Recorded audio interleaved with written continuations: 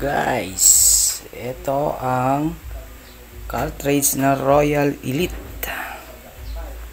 Ayan po mga bossing, mga badam, mga cactus.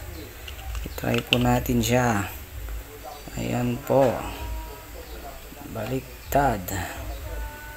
So ito po mga boss, i-update ko po kayo kung ano po yung maganda po siya, kung nagtatagal din po siya.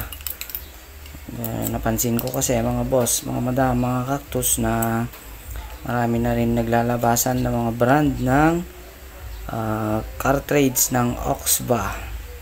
Ayan po mga boss. So hanggang dito na lang muna mga bossing, at update ko po kayo kung okay po siya. Nagawan ko na rin siya ng video. So maraming salamat mga bossing. God bless.